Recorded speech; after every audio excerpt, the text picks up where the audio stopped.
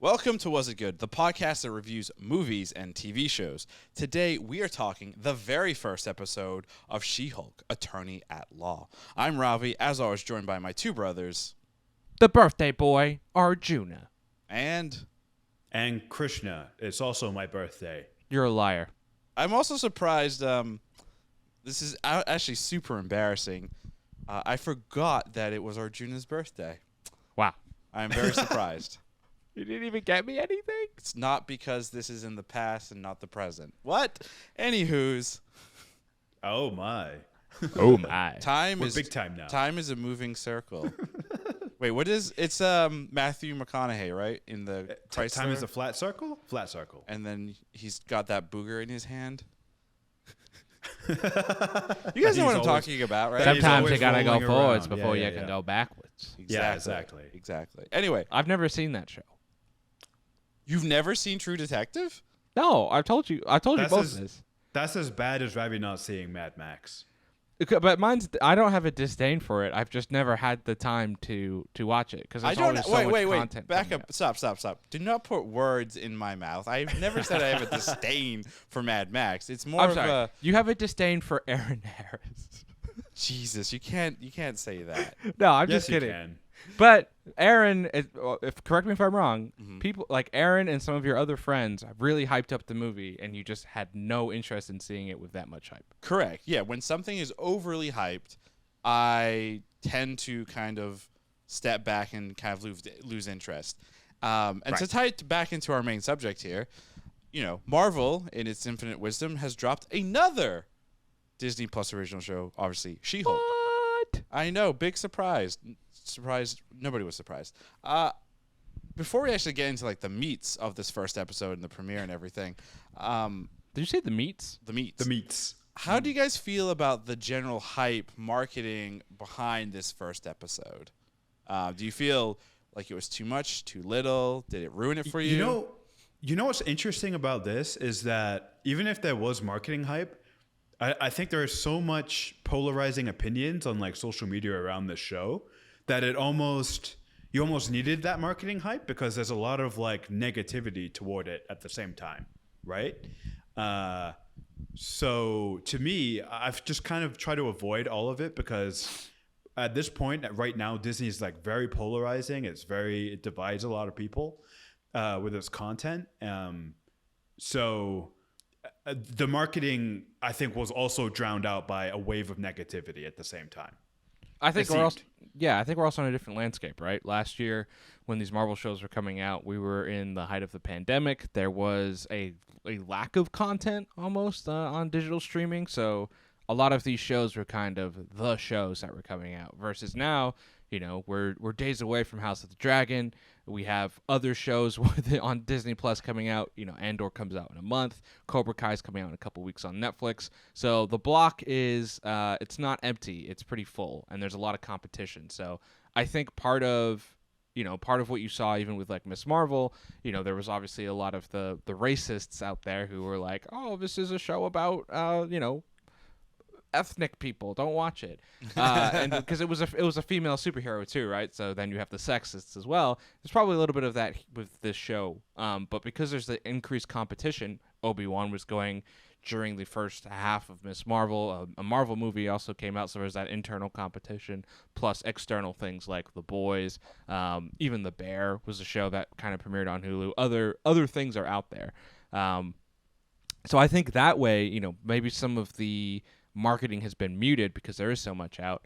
But I will say, driving in Los Angeles, there was actually some really smart marketing that I really enjoyed. So for those that live in Los Angeles, you see a lot of those lawyer billboards that are out there that are just like, 1-800, call this guy to help you with this. And I saw one of those billboards for She-Hulk, and I thought it was real for like a solid 30 seconds. I'm like, oh no, this is an ad for She-Hulk. So smart. There's an actual number, 1-800 She-Hulk. I think it's 1877. Yeah. Oh, yeah, She-Hulk. 1877. Yeah. I need to still call the number. There's also another marketing play that came out a couple days before the actual drop of the show, and that is the marketing team for the show have made a fake Tinder profile.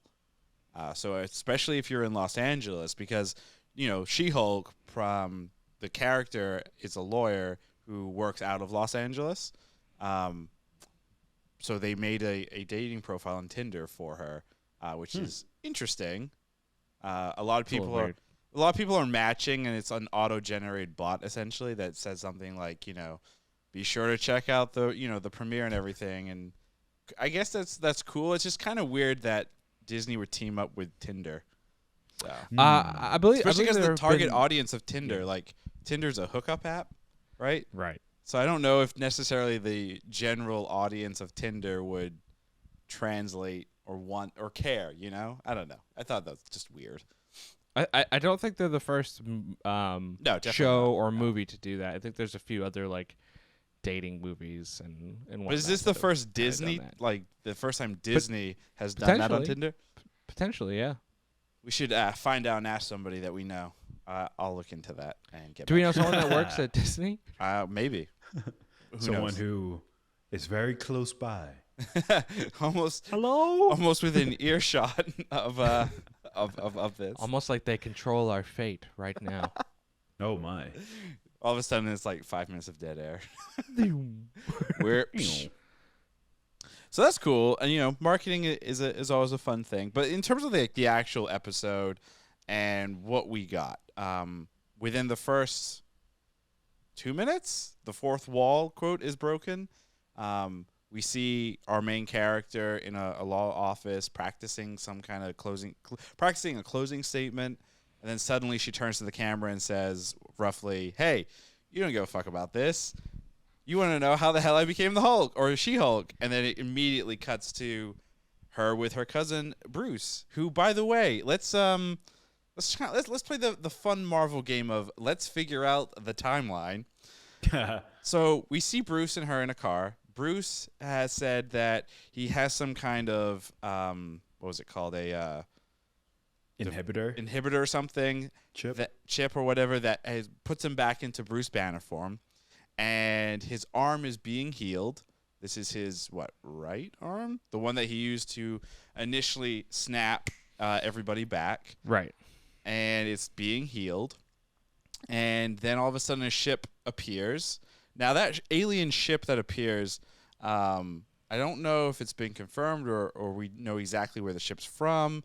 But to me, anyway, it looks like it's the ship from Thor Ragnarok, the Jeff Goldblum party ship. So the Grandmasters, party ship. That's what it looks like.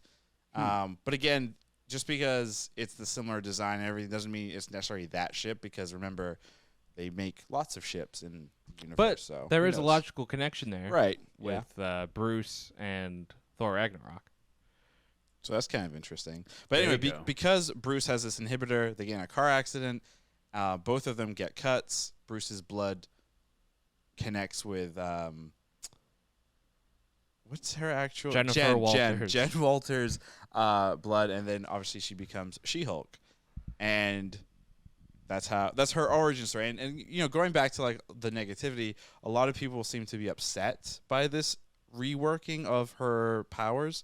I mean, it seemed pretty straightforward and cut and dry to me, but.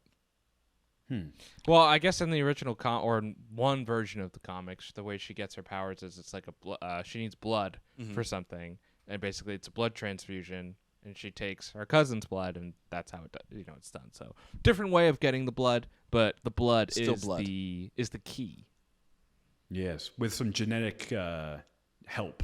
Some genetic shenanigans. Yeah, some banner genetics. Did you guys pick up on? So obviously after that, they're now in sunny, beautiful Mexico, very beautiful, somewhat unrealistic.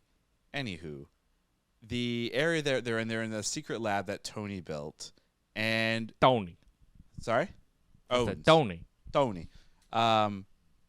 And one of the things that Bruce says to Jen is that our blood is different. And I thought he was going to say mutated, but we never got to that term or whatever.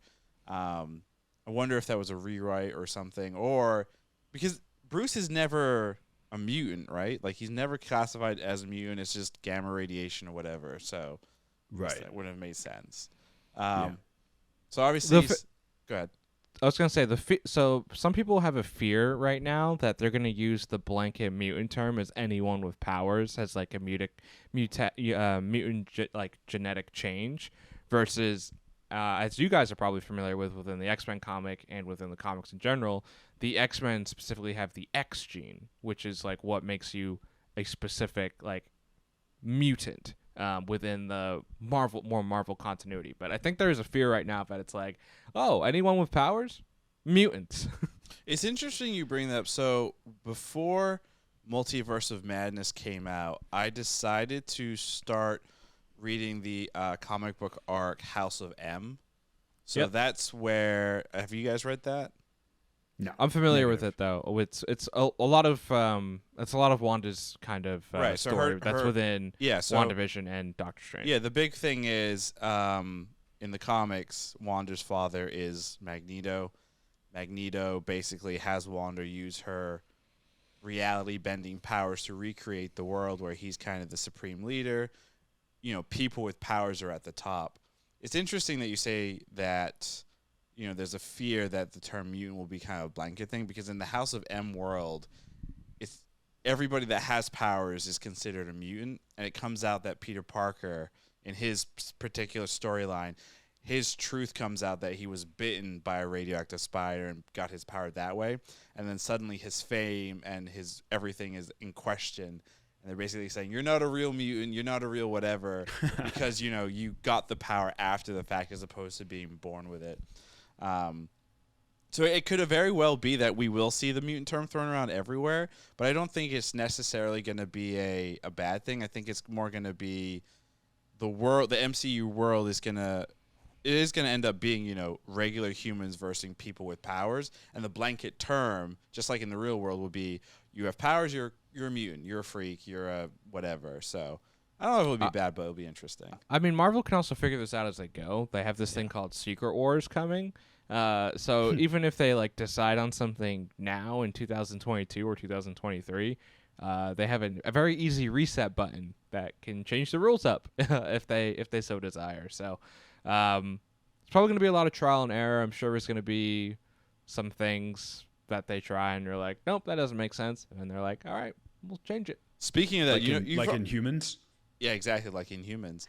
Speaking of that, did you all hear the insane theory? I know we're off topic here, but the insane theory that the entire MCU will end after Phase 6, and it's going to end with Galactus eating the universe and then creating a new Big Bang. Anybody hear cool. this? I mean, that sounds like a Reddit theory, right? But that's not based on anything. Well, no. So if you go back and you start looking at, I went down this really insane rabbit hole recently of like Marvel gods and timelines and Big Bang theories and everything, and there is a written history where the universe does end via Galactus because he has that ability, because some god or some bigger force or whatever gave him that ability, and because he destroys the universe, it creates a Big Bang, which then creates another universe.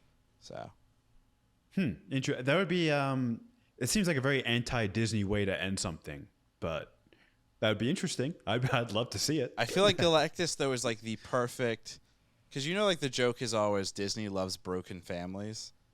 Yeah, like with their movies and their stories. Galactus is kind of the perfect broken family story.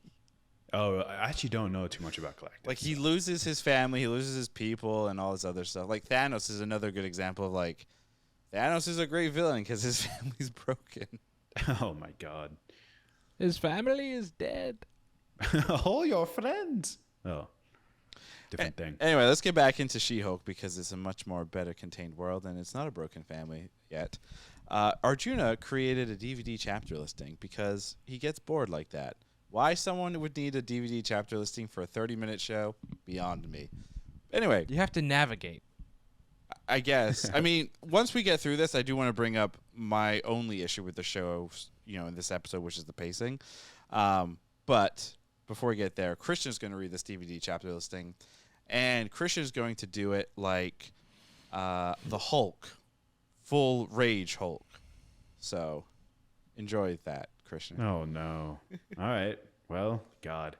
Arjuna's DVD chapter listing for episode 1 of She-Hulk. Lowering! Space crashes! I am Hulk. Let's see, it works. Training time. Tony's bar. Back to L.A. She-Hulk, attorney at law. Steve isn't a virgin. Arjuna, real quick, that was your favorite part of the whole episode, wasn't it? The after credit scene? The after credit scene. It was great. Look, Marvel should, always have after credit scenes. It's kind of like their calling card at this point, and it was like a fun Easter egg. It wasn't anything that was super important, but it is.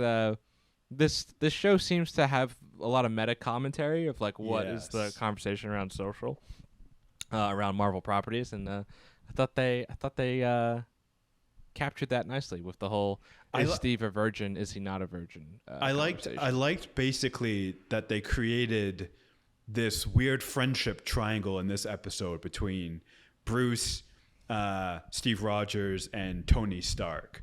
Like wasn't there like a little carving in the table at one point of like Tony Stark and Bruce Banner or something? Mm-hmm.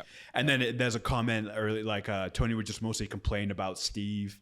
I like that like joke almost of that friendship triangle and who's on the in and who's on the out, type of thing. Well, I mean, if you think of the original Avengers, right? Only Bruce and Hawkeye are around on Earth, right? Thor is kind of running around doing his own thing and figuring himself out. And then Clint is kind of retired, so Hulk is alone. And they kind of play that off as a joke, but I think there's also, I think Mark Ruffalo plays it well enough where it's like a joke within Jennifer Walters' world, but there's some sadness and loneliness there of like, this is kind of where he's at. And I think it puts the character in a really interesting spot, in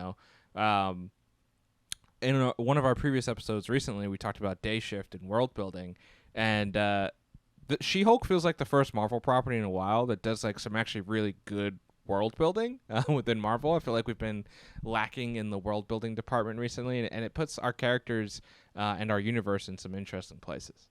It's interesting you bring up like Bruce and Hawkeye being the only ones like left on Earth, and we saw obviously Bruce kind of bringing up to Jen like you have to stay and become a superhero because the Earth needs defenders. Like that's his whole thing. And you kind of felt really bad for him too, where it's like she was brutally honest with him and very mean. Like, hey, you spent like 10 years running away from your family, and then another 5 years in isolation to try and figure out your problems of yourself and the other guy. It's interesting too that in the comics and what I've seen with like the animated shows and movies when it comes to, like She-Hulk. Yeah, she's never really had like the other person the way that the Hulk has another person. Like there's, two people or two identities within the Hulk, and then with Bruce. With her, it doesn't seem like there is necessarily another person, which I'm wondering if they're going to change that or if that's, they're going to keep it true to the comics. I think Arjuna has an interesting theory on that. Yeah, I think the like quote unquote other personality is the fourth wall breaking, right? We have no evidence that she like used to talk to the fourth wall pre She-Hulk abilities. So I wonder if like her way, like her split in personality is kind of this talk to the audience type of thing, and maybe that'll be explored further as the show goes on. But it is interesting because like obviously this show comes pretty close to the release of Moon Knight, which was a show that dealt with multiple personalities. So I do also wonder, because like you said, Ravi, traditionally She-Hulk doesn't necessarily have like a second personality, at least like not in a lot of the comics and the shows and animated shows that I've consumed. So I do wonder if it was intentional. They knew obviously the release dates would be kind of close, that it might be kind of duplicitous to do personalities again so soon, just a few months after you basically had a show all about that. I like the idea, though, that the fourth wall is, the other person or the other personality created because of the gamma radiation and the green goo, if you will. Because Deadpool, right, is another famous comic book character. Fourth wall breaker. Who fourth wall breaks all the freaking time. So, there's nothing to say that you can't have multiple characters doing that, but... So does Moon Knight at some points. In some points in the comics, well. Yeah. I wonder if everybody, like I know Spider-Man has done it as well. In fact, there's one of the better Spider-Man animated shows that came out like in the 2010s. He actually does that as well, where he stops and talks to you, the audience, in the actual animated show as well. So, real quick for fun. Speaking of Spider-Man, fun fact: the head writer of She-Hulk came out and said that they had originally had a lot of Spider-Man ideas that were all kind of. They were told no, they can't include Spider-Man in any way, shape, or form into the show. Because of Sony?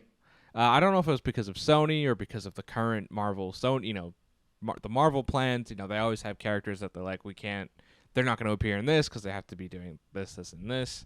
I mean, I doubt they would have been able to get Tom Holland for any significant amount of time, but kind of stinks. I mean, it's no secret. The trailer they dropped at Comic-Con shows Daredevil showing up at some point. We watched the first episode. I looked around. I did not see a Daredevil in the first episode, so I would assume it's coming. Where is he? But I wonder if you could say, like, because Daredevil or Matt Murdock, I guess, has shown up in Spider-Man No Way Home, there is kind of a Spider-Man connect. So maybe that is a lie, and we will see Spider-Man stuff. That's because Charlie Cox was given a lifetime Marvel contract and is scheduled to appear in everything forever. What do you think? Nice. What do you think if Marvel was decided random? They're like, you know what, Daredevil, new face of the MCU. Charlie Cox had a really nice meeting with Kevin Feige. He's like, that's a nice young man. Let's sign him to a lifetime deal. Oh, my God. Isn't Kevin Feige younger than Charlie Cox? No. That's... Wait, No. how old is I Charlie? have a lot of questions if that's true. Yeah. Kevin Feige is not young. Well, how old is Kevin Feige? Isn't he like in his 40s now? No, I mean, Kevin Feige's got to be in his 50s. I mean, because he's been producing... Think about it. Like, his first job was a producer in production on, like, the original Spider-Man movies, which came out 20 years ago. So, like, at worst... He's 49 years old. At best, he's, in his 40s, so... Charlie Cox is not. Gotta be in Krishna, his do you want to feel terrible? I'm gonna make Krishna feel terrible. He's 34, 35. When Kevin was roughly your age currently, he was kicking off the idea of the MCU. Krishna, Good now for that him. you're roughly that age, what are you doing to make society a worse place? Well, I am not going to reveal those plans on this podcast. Krishna, I heard the DCEU is looking for its own version of Kevin Feige. Yeah, DC is falling flat hard on its face. They need to scrap Flash. That's the first thing they need to do. I mean, they have the rumor is right now they are gonna possibly scrap it. They need a whole image makeover. They're crumbling. That's why they right need now. you. You're the same age as Kevin Feige. Yeah. Okay. You know what? I'll do it. Hi, I'm Krishna. You have producing experience, so I do. From the don't rush see- to the DCEU. That's a very that's the natural glow up story progression of the for a freaking career. century right there. So I'm all for it. I do have a question for you guys. So I'm not familiar, as with most things Marvel, to be honest, I'm not familiar with She-Hulk's comic book story, or if there are any cartoons or anything like that. So is she kind of just like Hulk 2.0? Does she fight crime? Or is it a different kind of story? Like, what do you guys know? Yeah, it depends on where you look at her, because she's been around for a while. I think was introduced in the 80s. Don't quote me on that. But she's been around a while. More recently, I think her more interesting arc has been around the idea of defending superheroes in a legal sense, and like they've really done that in the comics. There's a couple of arcs where she's actually. Like, they've made it kind of fun where she's gone to, like, other planets. She's defended, like, criminals in, like, the Mirrorverse, like other realities and stuff. Like, so she's done, like, a lot of legal things as She-Hulk.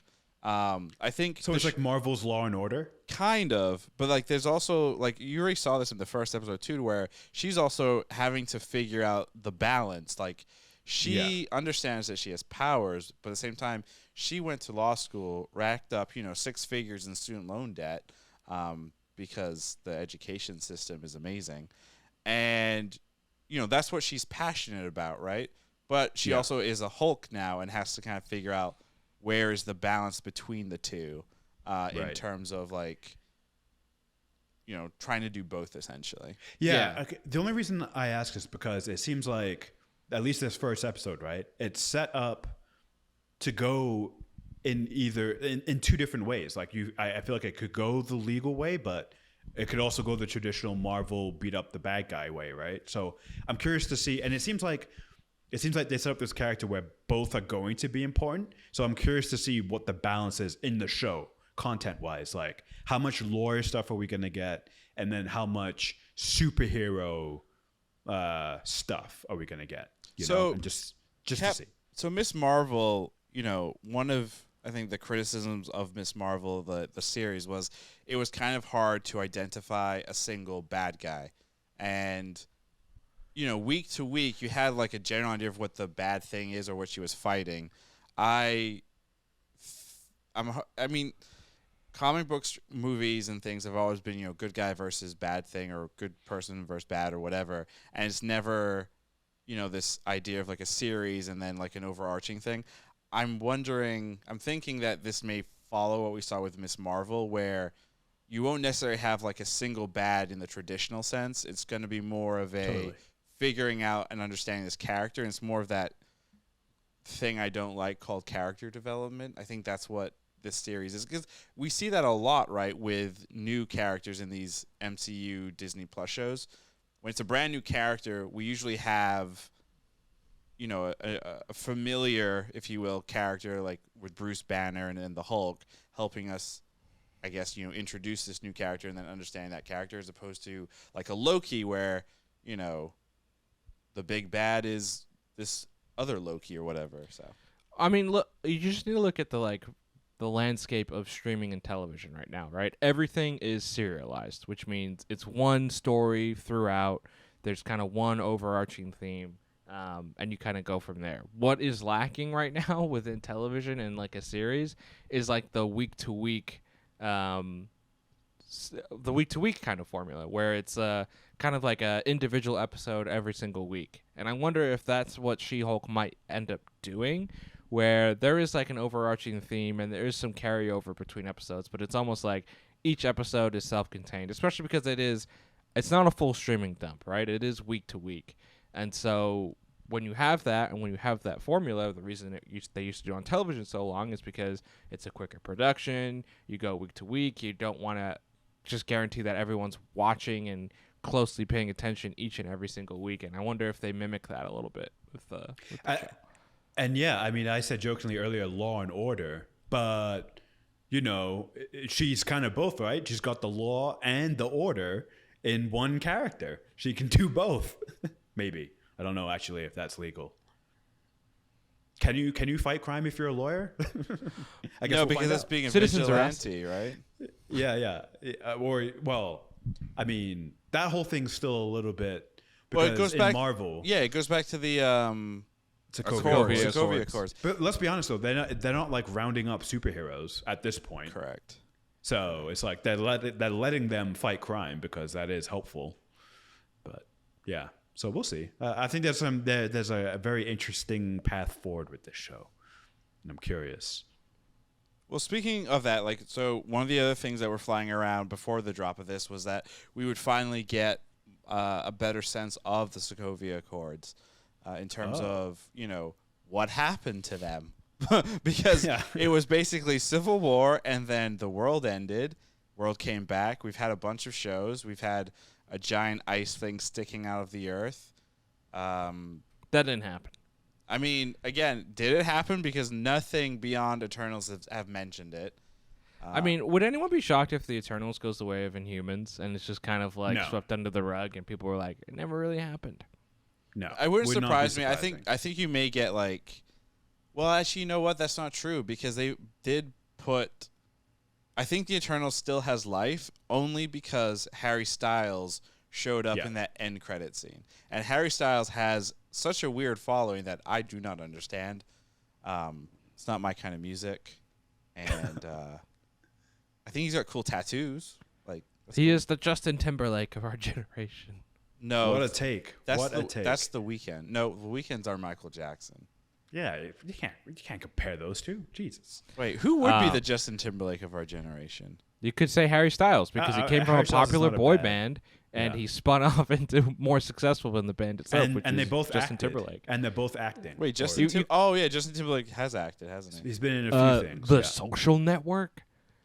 I never saw that. That was another one that got too much hype, and I lost interest. I would say the best part of that movie is Andrew Garfield. Yeah. He was really great in that movie. Spider-Man. Yeah. Spider-Man. Yeah. He played Spider-Man in Social Network. Spider-Man. Spider-Man. Spider-Man. So obviously this is the first episode. You can't judge everything that you're going to get course based you on the can. first episode unless you are the spin-off to Game of Thrones, in which case you need to be insanely harsh, almost blindingly harsh on that show, House of Dragons. Did you say you're blinded by the light? I am blinded by my hatred for everything that is Nice. that world. Nice. But what qualifiers would you guys? What would make this a good show for you? What do you need the show to do to be like, yes, this is good? Or, if they do this one thing, you're like, I'm done. Goodbye. I would. Go ahead. But I love it when that happens. There's an awkward pause when we both speak at the same time. I think for me, the Jenny Walters. Jennifer Walters. Thank you. attorney at law. Jennifer Walters. If she's been presented as like really kind of like she's dealing with problems that we're all facing. I feel, which is like Identity? She's trying to balance work. And then, now she's got like these other responsibilities coming in, but she's like really quirky. She breaks the fourth wall. She's funny. And I think as long as those characteristics stick around, I think it's going to be a really good show, like really funny, engaging. Like it's like a character study, right? Like Ravi, like you said, it's like going to be a lot of character development. So as long as they keep that and she's the focus and she gets to like showcase that quirkiness, I think it's going to be pretty good. That's the feeling I'm getting. It was a very well thought out answer. Thank you. Pretty good. It was a good answer. Good answer, Steve. 6.53 out of 10. Here come the decimals. I didn't give one for this DVD chapter listing. I failed. My bad. You didn't. It's a sorry. 10.0 now. Nope. Yeah. It has been It's a decided. 9.123 to the 5th power, Oh my. which would make Well- it more than 10. So that's not possible. That's true. Anyway, June, do you have something that would make Mine it was good or bad? similar to Krishna's, so I'm going to go with I'm going to need a minute to now think of my backup. I've got one. So, in order for this show to kind of maintain its course and be good in my book of nonsense, it needs to continue the world building. It does not. I'm tired of seeing shows very kind of isolated to this is what's happening in the 5-block radius, and it doesn't affect or touch any other part of this massive universe that we spent 10 plus years learning about. So that can come in a variety of different ways. It could be a very simple thing of like the TV in the background. Construction crews are still working to remove the giant ice head out of the earth. Or it could be something like, we know for a fact that, we've already seen in the promos that we're getting a bunch of like cameos, it looks like, to the point where there was marketing material where there was a joke that She-Hulk is actually the secondary character and the cameos is like the main thing. And I think that's fine. I think it's okay. Like we will see the cameos through the eyes of She-Hulk, but at the same time, we're still getting the cool benefit of understanding what else is happening in the world of Marvel, as opposed to, hey, here's a town and a person's gone crazy and locked everybody up, and then the government will come. They're the bad guys, and the person that did it's really not that bad, and it's okay. And then there are no consequences, and then she does something worse, Damn. being generic, obviously, with that statement. Yeah, that's very true. I don't know what you're, Super anything generic. specific there. Nothing specific. I'm just stalling because I don't know if Arjuna's ready to give his qualifier. Yeah. Or he's gotta come am up with I? one. He's Are gotta you come up with one on the reading? spot. Are you writing it, or are you Googling No, I it? was just checking something. You guys both had very serious and interesting points, so I'm going to go a little more fun here. So the show takes place in Los Angeles. This is a West Coast LA-based show. I was checking the production. It looks like it was filmed in Georgia, so it wasn't even filmed here. So my qualifier might not work, but I specifically want a scene or something at a local LA place that I'm familiar with. Not like, the Observatory or like, Hollywood Boulevard or something like touristy, but just something like really specific, like a restaurant I've been to or like a block that what would be my top 3? Yeah, places. Wait, real quick. What was the restaurant near you guys in Hollywood that we used to go to all the time? Astro Burger. No. There's the other one. Is it the Oinkster? But that closed. No, I know. That's the thing. place. That's why that should be one of them because it's probably impossible. Yeah, no, Oinkster's gone. R.I.P. Yeah, great place. Oh, man, I don't have. Astro Burger. I want Astro Burger now. I don't have a top 3. It just has to be really niche and specific. And I'm like, oh, that's like somewhere I know. To you? It's to me specifically. What if Arjuna? What would you do? Like, there's like a shot like they're walking. I don't know down Vine or something, Vine Street, and I don't know how this is possible if they shot it in Georgia, but you're in the background. Be amazing. Incredible. Amazing. I will say you would be freaked out. I'd freak out. I'd be like, how is this possible? I would clip that and I would send it to all my friends, all 3 of them. Wow, you have 3 friends? Is that mom, dad, and Sahara? I have to leave now. Yeah, I just outed your 3 friends. Damn it. But yeah, I think a cool like LA specific. Again, I don't think it's gonna happen if the show's filmed in Georgia. But that's what I might be tough. Probably, yeah, probably not. It's also hilarious that, I mean, they probably did all their second camera work and everything. They probably did do the pickup shots here in LA, but it is pretty funny that, we're gonna shoot it in Georgia. Clearly, because the tax breaks, it's cheaper to shoot. I mean, that's where the studio space is. Yeah. They can just build like probably her apartment and Bruce's lair and all that type of stuff were built there. Wait, they didn't go to Mexico to shoot that? No, that's not real. Wait, but Bruce's real quick. Bruce's bar. How long till we see that at Avengers Campus? I would hope that's pretty soon, right? Like that'd be nice, yeah. That'd be pretty cool. And it's gonna be overpriced, watered down drinks. I can't wait. Actually, yeah, they're gonna want you to feel like the Hulk when you're drinking, so everything will be just watered down, so that you can drink 20 of them and not be drunk. It'll be $20 water. Actually, you know what? So I have a plot of dirt in the front of my house. I don't know what to do with. Guys, let's build Bruce's bar. And the pours will be heavy, and it's all free. I will tweet out the address. Never, because you're gonna go out of business very quickly. Well, no, the alcohol is donated, so circle of life. So BYOB. I have a real quick tangent here, because I just saw an interview recently about Andor, and we were talking about production. So a lot of Marvel productions are in Georgia, right? For the tax breaks, there's a lot of their studio space there. Star Wars does a lot of stuff here in LA at the like in Playa Vista at the I forget what it's called. Volume stages. The volume stages, right? Andor specifically. The creators kind of like dissed those and were like, we used real sets and went out in the field and shot real shit. And I was they went to Tatooine? Cool. Yeah, it's a real place in our hearts. That's hilarious coming from like a sci-fi. Like, great, amazing, well done. But they're like, we went outside. Like, we didn't stay outside. You know what's we went outside. Well, you know what's funny though is like a lot of people gave George Lucas shit for using digital effects and non-practical effects, for the prequel trilogies. And he had the best line, and I'm paraphrasing, where it's like, the puppets weren't fucking real, right? Yeah, I mean, it's real. It's like, okay, yeah, that's true. They weren't real, so yeah, I don't know. Well, and part of George Lucas's like innovation too was he always had the foresight in production to see like it's not going to be practical to just go everywhere and shoot stuff like in person and do this and this, and you're moving to this more digital age where like as the ideas expand you want to do more, but it's just not physically possible.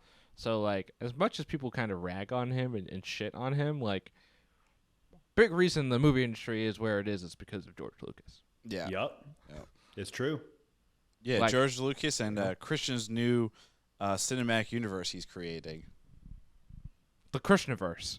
I need Creeverse. 15 years to finish it. That's fine. You have now until you're 49. Good luck. Oh, okay. And if it's not a doable, multi-billion-dollar world success, you failed at life. Fair. All right. You know what? 15 years is a good head start. So 10 years from now, I should probably start this thing soon. Exactly. 10 years. Oh, I better get cracking. So obviously, this series is going to be 9 episodes. 9 episodes. New release schedule, dropping on Thursdays as opposed to a Wednesday. They really want to compete with Thursday Night Football. I'm sorry. What's the 18 episode thing? I thought that's for Daredevil. some reason, That's supposed to be the new Daredevil show. Okay, yeah. gotcha. Yeah. I thought this was 18 episodes. No, this is unfortunately 9 episodes, roughly, approximately 30 minutes average runtime. Let's hear some bold predictions. Like, where do we think this show's going? It's gonna be tough. When is this show going? Oh, actually, yeah. Before we do that, when do we think this show takes place? I mean, so it's clearly it's got to be after Shang-Chi, right? Does it? It has to be after Shang-Chi because of the after credit scene where Bruce is in a sling. Right. Like he's human. So we know that Shang-Chi must take place relatively close sometime before this show. Because Right. Bruce is human and has the sling. So this explains this first episode explains why Bruce is the way he is in Shang-Chi at the end. So we know that at least. That helps. Yeah, Christian's absolutely right because that is the best explanation of the whole sling thing. And then when we saw the first trailers, it's like he's Smart Hulk again. How is that possible? And there's a throwaway line when Jen wakes up that he's like, "I used your blood to accelerate my healing, and I'm back to being." And then Jen even says, "So I'm better than you," which I think is hilarious because there's been argument of who's stronger, She-Hulk or Hulk, and it's very clear that She-Hulk is the better version of Hulk. She appears to be stronger, and she appears to have better blood. So, but also going back to the world building, it's interesting what they've done with Bruce because now he's back into play as the Hulk, right? Yep. Yeah. The Russo brothers were very adamant that with the snap and with his arm and everything, that his arm was kaput, it wasn't coming back, and he was kind of even though he lived, he was essentially retired. So potentially at some point the plan here for Bruce has changed, where they're like, "Oh, we're going to retire him," and they're like, "Oh, just kidding. Actually, we're not now." Do you think the Russo brothers were in their office and they get the phone call from Kevin, and then they have a temper tantrum? To be honest, I don't think Kevin discusses this stuff with every director. I get the impression that the directors say what they think, right? And maybe there's a loose plan at that time. But I think Kevin is a law unto himself. I doubt he calls him up and is like, the plan with Bruce Banner has changed. I don't think he gives them a heads up at all. I think he's just like, this is the plan, and the new directors that are coming in will pick up the slack or pick up the threads. That's the impression I'm getting. Because Kevin doesn't have time to call up every director and be like, "Hey, sorry, what you said 4 years ago is wrong." He doesn't. He has that kind of power now where it's just like, no, I do what I want. I mean, I think he works closely with all these filmmakers, though. Maybe a little less so in Phase 4 than he did in Phase 1 as there's more movies, but I still think there's a lot of, here are the big picture notes, essentially, of, you got to hit X, Y, and Z. I mean, look at Doctor Strange, right?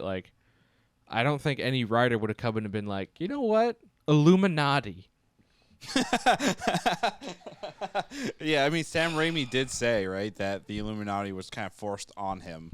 I mean, that's why Scott Derrickson left the movie because originally, you could see in that movie it just doesn't really fit where the rest of it's going, and that was the top level Marvel thing of this is what's going to be in this movie. Exactly. That's Kevin telling the directors this is how it's going to be. He's not apologizing to them. Let's get into the bold predictions, though. I'm actually going to kick it off because mine's a goofy one. My bold prediction is that I will throw a temper tantrum because the CGI is just going to get worse. Oh, wow. The She-Hulk, when she turns into the She-Hulk, Jen, it just does not look good. It looks very, very bad. A lot of the stuff in Mexico, in the secret, in the Tony built facility or whatever, was also very kind of video game looking and shiny. Their fight sequence between the Hulk and She-Hulk was interesting, but again, goofy looking CGI. It's some of the worst that I've seen. I'm gonna push back a little here. It's like we've had like many of these shows now. Yeah, of course. Yeah. None of them look particularly good. So Loki I guess for looked me, good. it's like the expectation has kind of fallen at this point of like, well, this is what we're getting with Disney Plus. It's not necessarily going to improve, Blow your mind. And like we've also had the CGI, all the CGI stuff is like falling behind because Marvel is a terrible client. Stuff that's come out in the last 2 months. So like I hear the criticism, but like this point, it's just like it is what it like. I wouldn't like. Were you expecting groundbreaking CGI at this point with everything? I like, was expecting that you've seen in the last 2 years. Something a little bit better than what You're we got. Like expecting it's Blade pretty, Runner. But how, it's right? pretty Like bad. literally, the CGI artists have come out and said like, we don't have time to make any of this stuff look good, and like this is what's happening. So like, would anything have really changed in a month, knowing like how long good CG takes? Like, No, definitely No? not. But again, like I made this point the other day when we were talking about Day Shift and the idea of the trope of an action movie. It's what we're to expect. Okay, I get that, and I get the CGI is whatever, but at the same time, still going to make the point that it is still bad in the hopes that maybe one day somebody says, okay, we know that the timelines are shit. Maybe we put makeup on or something, or do practical effects with She-Hulk, or there's a variety of other ways to like go about it. It's not that you were kind of locked in to one way of doing something. They've locked themselves into that, and that's fine. But at the same time, still going to criticize it. No, that's fine, but it's just a really weak, bold prediction. In fact, it's not bold at all. It's to be expected. I said mine was goofy. It's not. It's weak. It's just weak. it's a cold prediction. Well, let's hear cool. let's hear your bold prediction. That's is your tough. bold prediction. I can go if you need time. No, I'm gonna go. I'll go because mine's can't happen. Yeah, I'm known for giving the bold predictions that Christian, I can't swear to God, if you say Miles Morales shows up in animated form, I'm going to leave. No, mine won't happen. But that's why it's bold. That bar is the same bar as the bar from Venom, and there is a symbiote hiding in the bar, and it's gonna take over which Bruce. bar? Bruce's bar in Mexico. Wait, you're saying that bar? Oh, I see what you're saying. Gotcha. Yeah. And there's a symbiote hiding, and it's going to take over Bruce. So I think that they've brought Bruce back and made him the Hulk again to make him a Hulk symbiote and be a bad guy going forward. I mean, that's pretty bold. What the fuck? The end. I know it can't happen because Sony and Marvel Have you ever weird Googled siblings. Have you ever Googled Hulk Venom?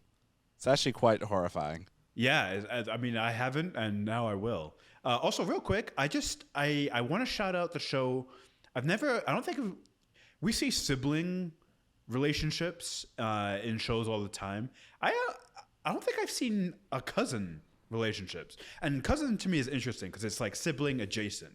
It's like the sibling you choose, because cousins, there's no real, at least for most families, there's no real impetus to stay close, right? The fact that you choose to stay close means it's like the sibling that you choose, right? So, and I think they've done a really good job. I like the Bruce Jen dynamic. I hope we get to see more of it. It's like sibling adjacent. It's playful. They're friends, but kind of siblings at the same time. So You're forgetting about the greatest cousin relationship in media history from a video game, actually. Grand Theft Auto 4, Nico Bellic and Roman Bellic. Cousin. no, you're right. You're right. That is the best. That is the bar. That is the That's top the bar. shelf of Yeah, cousin that is the best. You're right. Cousin. So if you want to be close, so basically what Arjuna is saying, if you want to be close to your cousin, text them randomly and say, or call them and say, hey, let's go We have bowling. to go do crimes. No, go bowling. Nico, let's go bowling. Bowling. Oh my God. Arjuna, your bold prediction? Okay, my bold prediction is going to be that we will finally, in the MCU, get an Eternals reference within She-Hulk. That's too bold. I put that up there with Arjun, with Krishna's bold prediction. It can't happen. It's too out there. I just think Wow. the DNA of this show just seems to be very self-referential, and Ravi is not the first. Like, a lot of people have complained about the lack of Eternals connecting to anything in the MCU so far. I think those are all Ravi burner accounts. You're right. He's the only one. But he's made enough of a splash where I think it's gonna pop onto the radar of the She-Hulk team. They're gonna finally be like, let's reference it. Again, Or- as long Oh, I as know long how. I as know like how. it was my qualifier. Like I said, like you could even do something as simple as construction crews are working around the clock, or like she's a lawyer. Maybe there's an accident or something, and that's a lawsuit that's happening because they have to remove this fucking giant ice thing sticking out of the earth. I think the way- Sorry, go ahead, Krishna.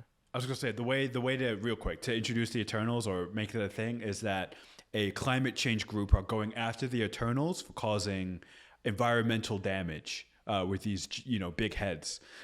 Wouldn't that like, so you have to defend them? and I'm going to preface this: none of us have any education degree or real knowledge in terms of climate change, so take this as with a grain of salt. But wouldn't having a giant ice head eventually help with the Earth, or am I completely insane?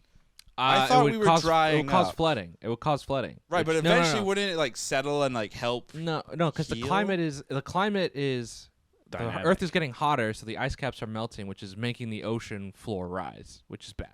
The Right, sea but then if you levels. have all this ice there, well, It then would I guess also would melt displace- and continue to add to that. yeah, causing also more is floods. that water like extra like out from outer space? Because if it is, or was it made on Earth? Well, no, That- she that converted- celestial she was on turned it- Earth the whole yeah, time. Oh, it was on Earth. Okay. Yeah, it was inside that's the good. core, and then Because if it was she from turned it. if it was from outside of Earth, that'd be really bad. Because then you're just adding water.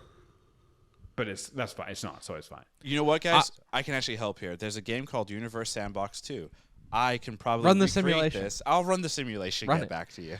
I will say this: there is one other thing with Eternals that we haven't brought up because we talked about the timeline. Eternals could be like so far, like not so far, but like in the future of when a lot of these MCU movies and TV shows are taking place, which is why it hasn't been referenced. Potentially. I believe there was someone said it takes place at a particular time. Like But it- there's nothing concrete in the movie where, or like enough Sure. that puts you in there where they couldn't change it. You know what I'm saying? There's not like it's not like Spider-Man Homecoming where it's like 4 years after the Avengers, or like 8 years after the Avengers, which is wrong, right? That would be kind of cool if Eternals, like we find out Eternals is like 20 years in the future. I don't Like, think that would it's be like 20. a pretty cool I don't think it's like- revelation, right? I don't think it's like 20, but it might be like Yeah. a 2, 10. you know? or a year. 10. Make it 10. Because look, the Hawkeye like the Hawkeye show stuff hasn't been referenced in the shows either. Maybe that's also like a little further in the future. Well, then, but no, there's the reasoning behind the time place of Hawkeye is because it's the holidays, Right. and yeah, the holidays which basically. holiday? Well, it's the holiday of following the snap or whatever, something like that. Is it? That's what there are tons of things out there article wise that explain it better than I could off the top of my head, but yeah. I don't know. Yeah. Yeah. We know Hawkeye definitively takes place around No Way Home because of the Captain America statue thing being referenced, it being Christmas time. Yeah. The last shot of No Way Home being him around that square in New York that I forget the name of. Just a random Rockefeller square. Center. No, just a random square. Just little some square on the square. sidewalk. With the Christmas tree. Yeah, exactly. The Christmas tree. Yeah. Anywho, yeah. Dead Yeah. air again. There we go. Yeah. I get the sense that everyone's tired. I'm not tired. I'm awake. Now Who he's ate waking these? up. Anyway, Arjuna, we're going to ask that question, and we're going to change it up a bit. Krishna, you go Yes. first. Oh, wow. Ravi. Oh, me? Was- Oh, wow. Yeah. Was episode 1 of She-Hulk, a.k.a. Training Day, good? It was good. I enjoyed the show. Wow. My only concern is that I have to wait a week to see what happens next. And that Here's the always- second question. That always bothers me. Here's the second question because we had talked about we off air in our pre-production meetings, we're like, there's a lot of shows coming up. We shouldn't do all these shows weekly on the podcast. It's just gonna be too much content. And I think we talked about like, let's do the first episodes for a lot of these shows. But we should ask the question, like, are you going to watch this show week to week? Did the first episode hook you enough to be like, I'm in a weekly cadence now? Or are you still on like a week to week probation basis? Or are you like, nah, I'm just going to wait and binge it? I think the first episode, I didn't actually talk about this, but the other issue I had with the show, besides the pacing the CJ was the pacing of the episode. It ran through very, very fast. And while that's because, there's a lot of information to kind of get you from here to here, and they need to do that because they've got a limited amount of time, it felt kind of jarring at times where it's like, we're here, and then all of a sudden, it's done. And even though the episode was fun, there were cool references, and, you could go back and watch it again, it ended, and then I was sitting there going, cool, and I have to wait a week to figure out what happens next.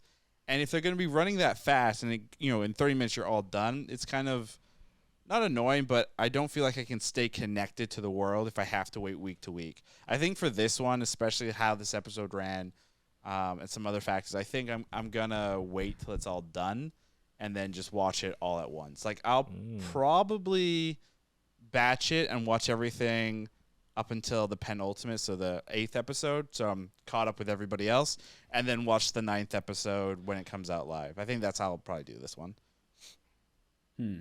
Yeah, there's definitely something to that, because I've been watching Westworld, and Westworld is just such a better show when you can watch it all at the same time. Yep. Because then you don't forget key information. Yeah. Week to week. So. But again, I know, it would be nice to have a Marvel show where, it could be a true standalone, and it's enough to kind of like hold you over for the next one, but based on what I saw with this, I don't think that this show is going to be able to do that. The only modern day show that I've found that could do that was Star Trek Strange New Worlds. Don't know why, but like each week, like it was a good solid hour of good content that was interesting, that made you think, and didn't make you feel like, oh, I need more immediately. Like you could go on about your life or whatever. Because every episode was self-contained. For the most part. There was overarching things, but for the most part, it was a very good self-contained episode. Right. Doctor Who used to do that back in the day. Doctor Who, Stargate, SG-1. Yep, the greatest sci-fi that never was. What happened to SG-69? Arjuna, was She-Hulk attorney at law? Good. I'm just powering through that. Yes, it was good. I enjoyed it greatly. Due to other circumstances, I will be watching this show weekly, and I'm excited for it. I am concerned because they are like tight 30-minute episodes seemingly. That it's gonna feel like a long slog, kind of waiting for it. But we will move and go, and hopefully it will be fun and enjoyable. Maybe it will have some of that weekly self-contained energy. Hopefully that doesn't make it like I gotta wait a whole week, and it's like, no, I got like a complete story, and this is fine. So we'll see. Krishna, was She-Hulk attorney at law? Episode 1. Good. Yeah, it was good. It was fun. It was quirky. It was great to see Bruce Banner back in the fold. He's, Mark Ruffalo does a great job. I think Jen Walters is a really funny, engaging, quirky character, and the show is kind of shaping up to be that. And I will tune in, I think, next week. And if that episode is good, I will watch week to week. Wow. So I'll definitely tune in one more time, and if it's good, I'll keep going. I'm in. But if it's like, how like you start off with a bang and then most shows tend to like fall off. Miss Marvel. Right. The universe and then you're like, whole. Let me just wait until the end to binge it. That's fine. The second episode, I think, is when you get a true measure of a show. So, I'm not gonna lie, that surprises the hell out of me, because of all three of us, I feel like, beyond me, I feel like you have said you were marveled out, like it's just too much. So that surprises me that you were like, oh, I'm gonna actually give it the good old try. This show, I get the feeling is going to be different enough from what we've seen recently where it might be worth that investment. But we'll see. It depends. Very cool. Cool. And with that, that's going to do it for us here on Was It Good? As always, thank you for tuning in. If you want to see the full video of this podcast and fun cut downs, check out our YouTube channel, youtube.com/wasitgood. Follow us on Twitter @wasitgood, and check us out on TikTok and Instagram @wasitgoodpod. That's everything I have to say. Goodbye. Goodbye.